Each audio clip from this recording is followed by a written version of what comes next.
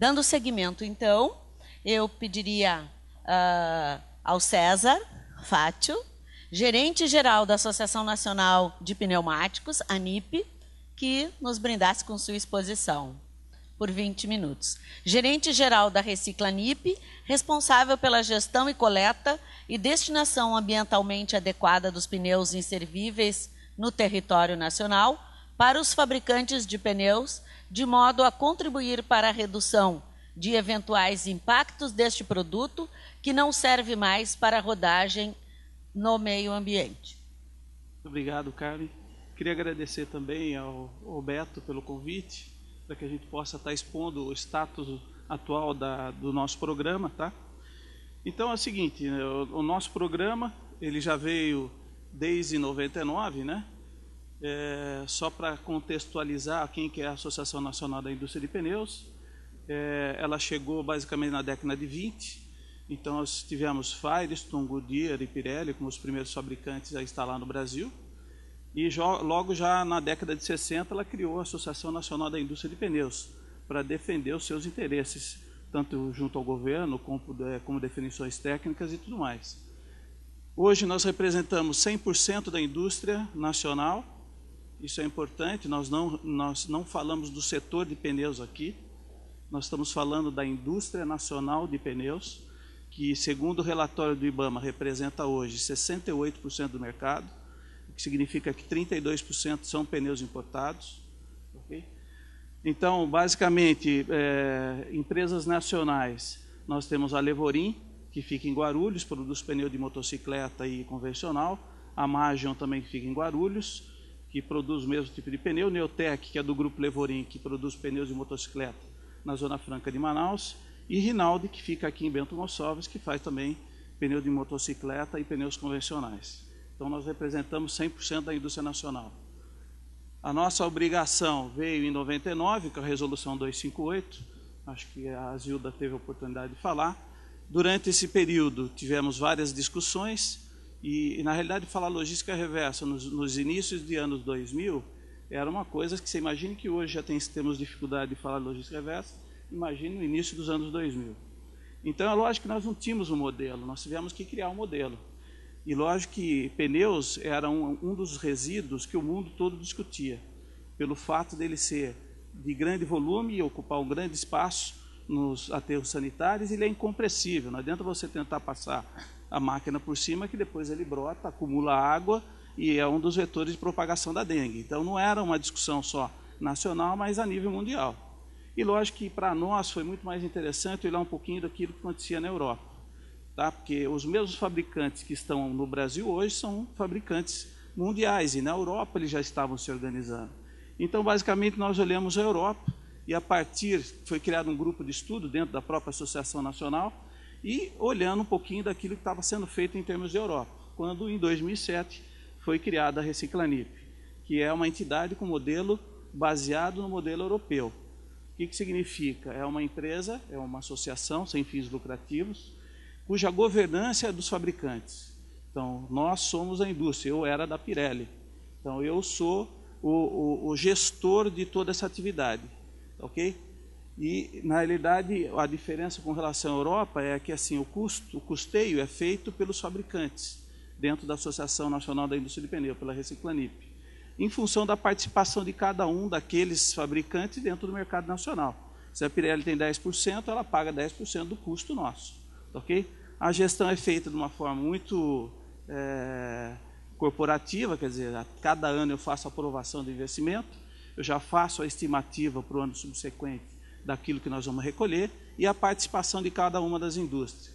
Cada uma das indústrias aprovisiona o dinheiro e a cada mês ele vai me passando esse dinheiro para efetuar a operação. É assim que funciona. É um pouquinho diferente do modelo europeu, porque quem paga é o consumidor final, que eu vou explicar um pouquinho mais à frente.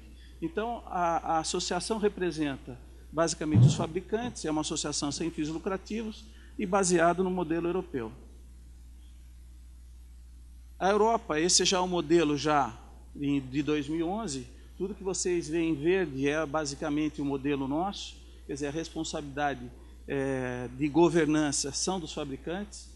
Tem modelos livres, né, tipo a Alemanha, mas o predominante é o modelo cuja governança é feita pelos fabricantes e o consumidor é que paga a destinação. Um modelo muito transparente, porque é lógico que o modelo nosso, o consumidor também paga. Só que no momento que ele paga, ele entra no preço do pneu e o consumidor não só paga a destinação, mas paga também todos os impostos que incidem sobre o produto novo. Então, em estudo recente realizado pela CNI, cada produto, se eu tiver uma destinação de R$5, que é uma destinação que não é específica do pneu, então estou colocando um exemplo simbólico, ele chega ao consumidor a R$11,80, em função dos impostos que incidem sobre o pneu. Então, esse já é um ponto interessante no fato de a gente estar falando de uma visible fee, uma taxa destacada do preço do pneu que é revertida para a associação.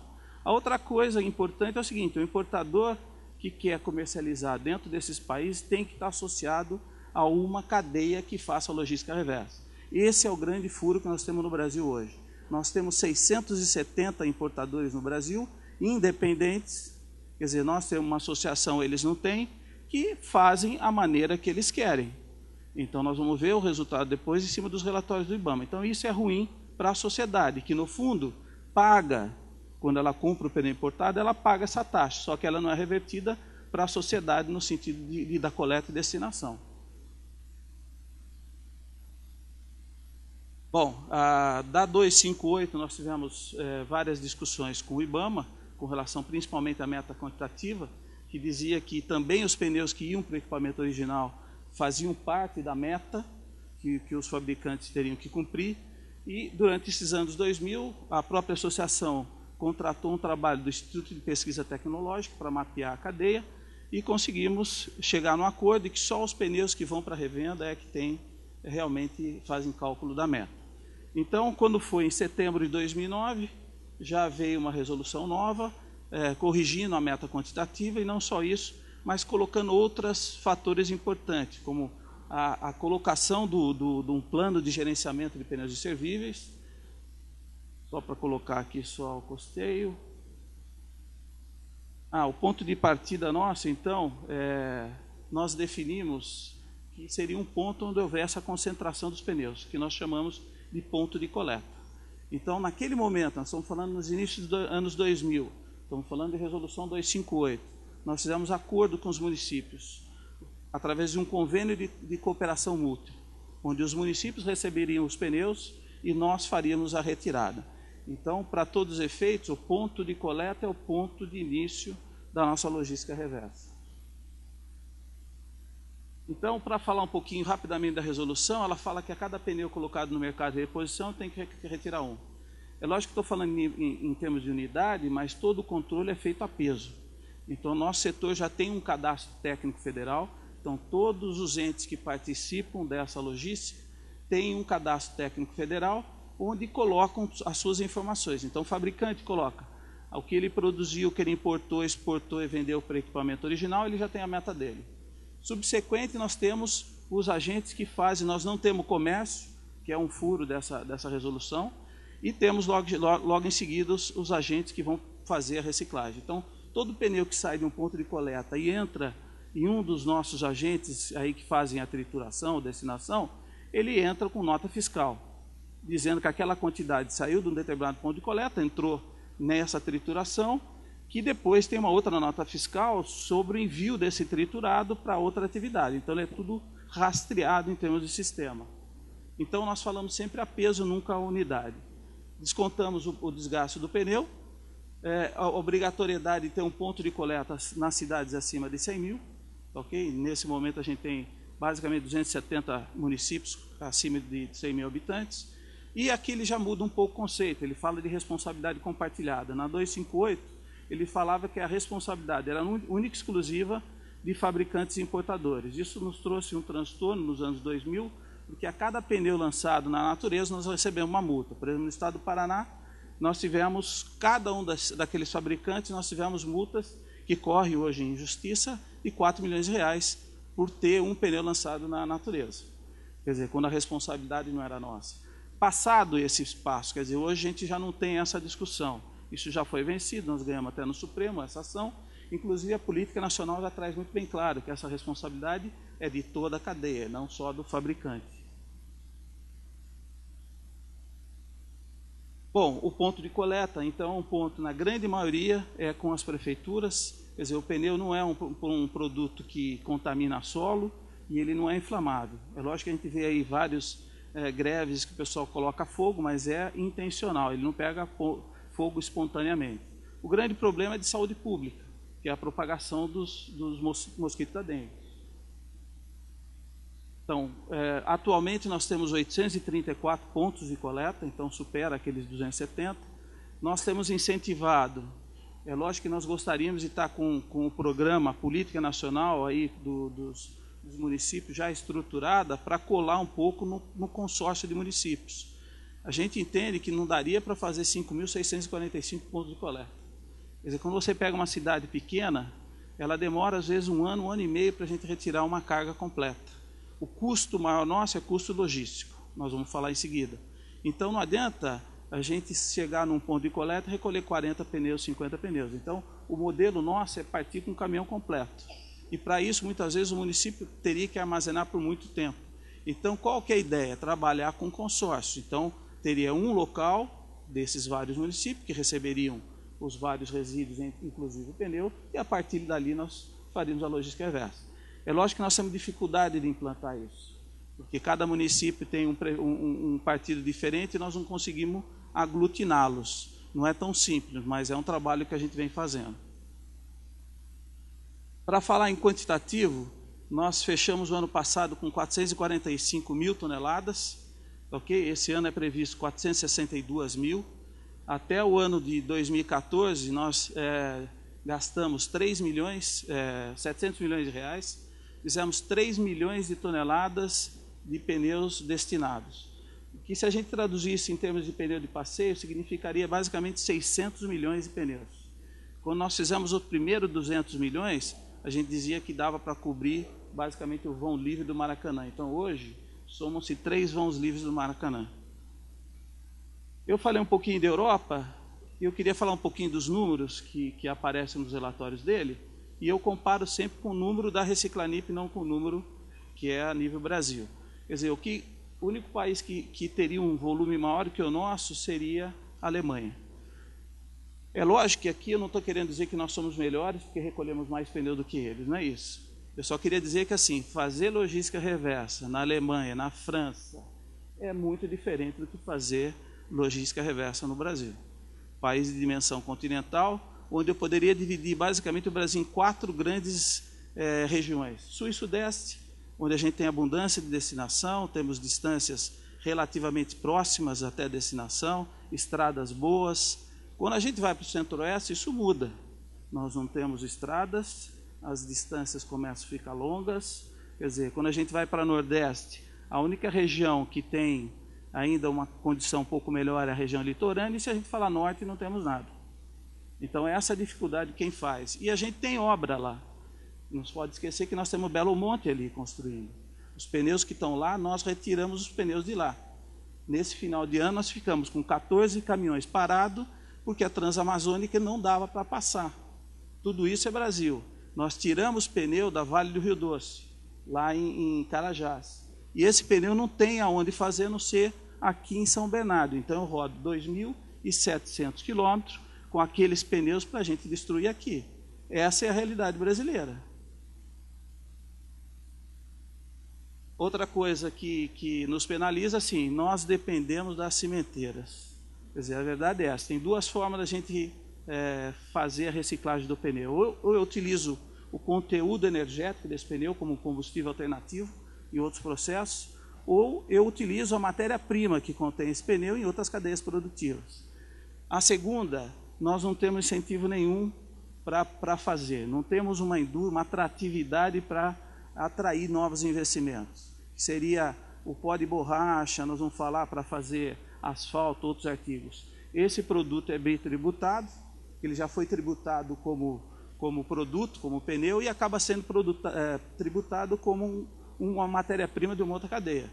Esse também fez parte de um estudo que nós desenvolvemos com a CNI, apresentamos para o governo, só que agora está no governo para ser aprovado. Eu acho que não é um momento adequado, o governo não deve fazer isso a curto prazo, o que significa que, como nós temos uma meta quantitativa, se eu não faço a reciclagem, eu tenho que entregar para a cimenteira para cumprir o meu papel. Então é por isso que nós temos 70% do que a gente destina no Brasil hoje como fonte alternativa, como fonte de combustível. A logística hoje é assim, quer dizer, nós partimos dos pontos de coleta, o ponto de coleta é o nosso ponto de partida. Atualmente, para cumprir essa meta que nós temos de 462 mil toneladas, eu tenho que retirar 1.200 toneladas todos os dias, o que significa 90 caminhões. Nós temos uma frota contratada de 250 caminhões, dos quais 90 tem que estar permanentemente percorrendo o país. Uma forma que a gente manda para a cimenteira, que é o caso da Votorantim, nós montamos os pneus inteiros. Então é um custo relativamente barato, porque ele sai do ponto de coleta e já vai direto para a cimenteira. A outra forma é quando nós mandamos para a trituração e depois para a cimenteira. Então nós temos um custo adicional da trituração e uma segunda logística. Hoje nós temos basicamente 26 unidades que são licenciadas para utilizar pneus, são todas essas. Vocês podem ver que a região central é a região mais desprovida de destinação, e ali não tem jeito, vocês vão ver, tem grandes distâncias, ok? Fora isso, para suportar a alimentação daquelas cimenteiras, nós temos 17 locais de trituração, que são as empresas que nós contratamos para triturar o pneu e transformá-lo em pedaço menor. A outra forma é o granulado laminado, e são essas empresas, que nós temos 22, e aqui dá para ver notadamente que ela se concentra basicamente na região, podemos dizer, centro-oeste e sudeste.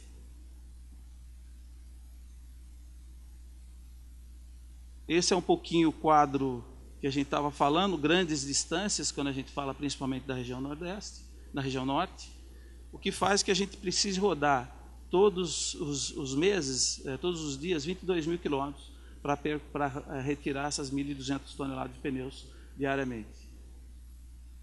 Todos eles têm que ter a destinação reconhecida pelo IBAMA. Uma forma que a Europa faz, aqui eu coloquei o modelo dela, ela tem o controle basicamente de toda a cadeia, daquilo que é reutilizado, daquilo que é reformado, daquilo que é exportado, para fechar a cadeia. No caso nosso, não, eu tenho uma meta quantitativa, eu cumpri a meta, já fiz minha parte. Cimenteira, que é a que utiliza basicamente como combustível alternativo. Nós temos uma pirólise que começou em dezembro, no estado de São Paulo, Santana do Parnaíba, é uma unidade de teste ainda para a gente verificar a viabilidade. Caldeira de papel e celulose, Japão e Estados Unidos utilizam muito, mas não tem viabilidade no Brasil. A madeira, nós temos uma abundância de madeira. O que é reciclado, 11,7 vai para grama sintética, aquela quantidade que se coloca em cima da grama sintética. Artefatos de borracha, eu diria que basicamente tudo aquilo é da Borcol, que é um parceiro forte nosso. Asfalto borracha, apesar da gente falar um pouquinho, aqui a gente falou de custo e preço, é o caso, quem utiliza hoje o asfalto borracha são as concessionárias de rodovias.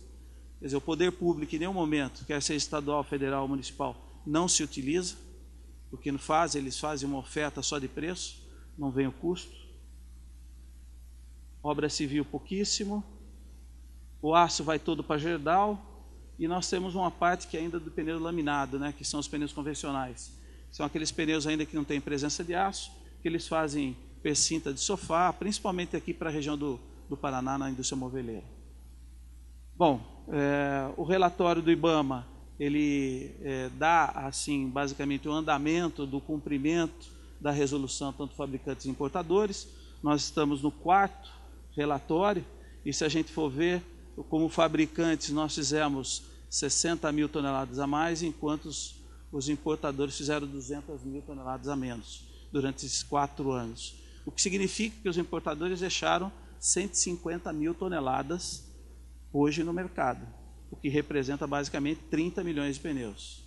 E que a gente não sabe quem, como falou Ademir, quem é o responsável por esse passivo que está sendo criado. Okay? É um pouco isso. Tá? Então, minha palestra termina por aqui. Muito obrigada, César Fátio, pela exposição. Nós vemos, assim, que a logística reversa ela está estabelecida juntamente com um parque de processamento industrial, né? Que é o caso também, assim como os pneus, que é uma das logísticas reversas já existentes através de outros mecanismos, resolução CONAMA. O óleo lubrificante também conta com 11 players, né? Com 11 processadores, refinadores de óleo lubrificante usado, que são indústrias licenciadas, enfim, como as atividades de pneus, de borrachas de processamento e de coprocessamento em fornos de clinker, né?